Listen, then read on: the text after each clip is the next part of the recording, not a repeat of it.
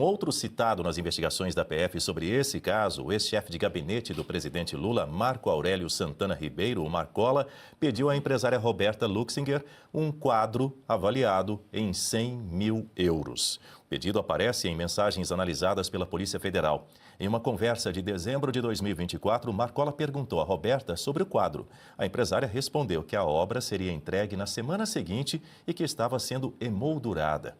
Depois, Roberta enviou uma foto da obra e disse que o quadro estava no Carrousel du Louvre, em Paris. Ela também afirmou que prepararia a documentação e que a obra valia o equivalente a 600 mil reais. O documento não informa se o quadro chegou a ser entregue a Marcola. As mensagens também mostram Roberta levando ao então chefe de gabinete assuntos relacionados a interesses de clientes dela junto ao governo. Em julho de 2024, a empresária enviou uma lista de temas que queria tratar, entre eles assuntos relacionados à Petrobras e ao Ministério da Saúde. Marcola respondeu que ligaria mais tarde e informou que havia participado de uma reunião no dia anterior. A Polícia Federal também investiga pagamentos feitos por Roberta a Marcola. O ex-assessor afirmou que os valores eram referentes a um empréstimo pessoal e que devolveu 249 mil reais à empresária. A defesa de Roberta não quis se manifestar. Já a assessoria de Marcola afirmou que ainda não teve acesso à íntegra da investigação, criticou a divulgação das informações e disse que os valores recebidos foram integralmente pagos. Passa a palavra para Guta Pini. São muitos valores, né? São quadros, joias, pagamento de boletos, é muito dinheiro aí fluindo da Roberta para o Marcola, e o Marcola, que era o chefe de gabinete do Lula, controlava a sua agenda, controlava o seu celular, então, de fato, ele tem muito a se explicar, mas a gente já sabe muito bem onde é que tudo isso vai dar, se aqui ainda estivermos vivendo sob o império da lei. Agora, eu gostaria de voltar em relação à questão da casa, que era utilizada ali pelo Lulinha, pela Roberta, e aparece nesses diálogos que a despesa era de 100 mil reais por mês, e por conta disso, eles deveriam diminuir aí as viagens do Lulinha, né? Chama a atenção que a Polícia Federal diz que eles precisam avançar ainda nas investigações para entender de que imóvel a Roberta está falando. Mas quando a defesa do Lulinha se manifesta em relação a isso, eles já falam que se trata daquela mansão lá em Brasília, mas que o Lulinha só utilizava aquele imóvel esporadicamente, ele nunca morou ali e era só para reuniões. Então, nós podemos entender que o imóvel em questão é aquela mansão em Brasília. E sobre esse imóvel, houve um contrato de aluguel. E esse contrato não está no nome nem da Roberta e nem do Lulinha. Está no nome de uma terceira pessoa. E essa terceira pessoa nos faz concordar com o vice-presidente Geraldo Alckmin, que parece que eles estão voltando à cena do crime. Esse contrato de aluguel, ele foi feito dentro de uma confidencialidade, houve esse pedido de confidencialidade, e quem que assinou? Foi o Rafael Nicolau Abex. E quem é esse Rafael? Ele foi a testemunha lá no caso do sítio de Atibaia.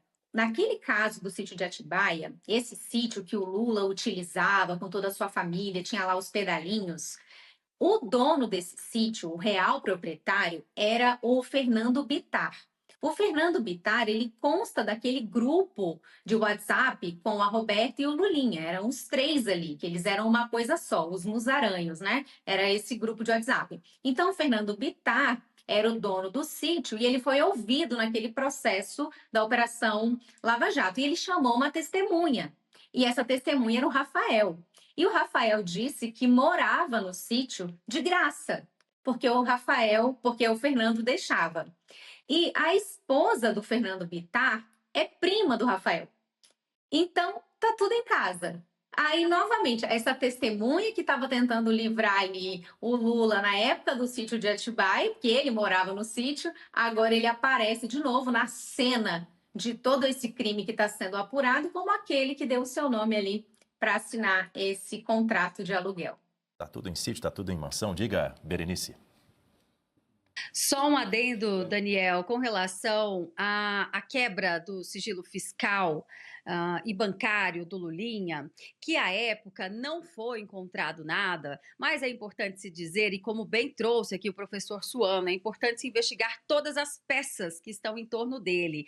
E foi justamente a partir da quebra do sigilo do aparelho de celular apreendido da Roberta Luxinger, que, ao que tudo indica, era sua sócia, e havendo a comprovação de um crime, podemos dizer que é a sua comparsa nessas articulações, não é mesmo? Nessa quebra de sigilo do celular dela é que essas informações agora estão chegando à imprensa, ainda que em doses homeopáticas.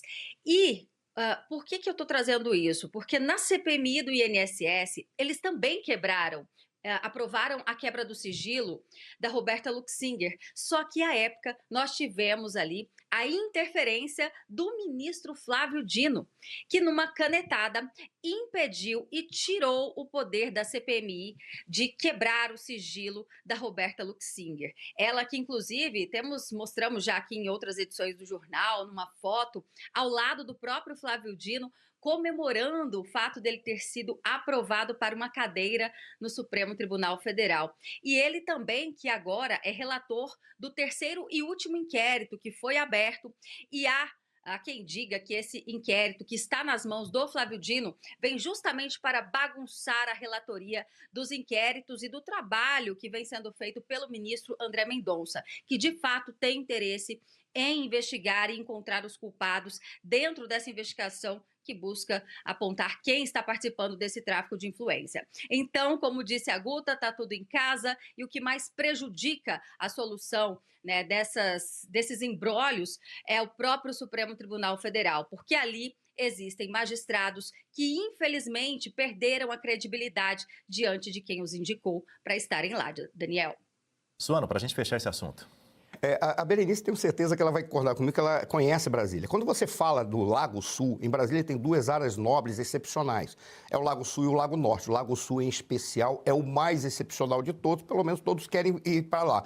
É interessante que quando você vai para uma casa no Lago Sul, como as ruas lá são verdadeiras formas de SQHJ3 toda elevada ao quadrado, para ninguém localizar, ou para se localizar ou de ficar perdido, você vai lá para ter paz, ou seja, você já tem dinheiro, você não quer se envolver com ninguém, tem uma casa muito tranquila. Ou você vai lá para realmente poder ter um núcleo sigiloso de trabalho, ou então para você ficar imune a investigações porque as pessoas não chegam na tua casa. Esse é o ponto-chave. E lá é muito caro.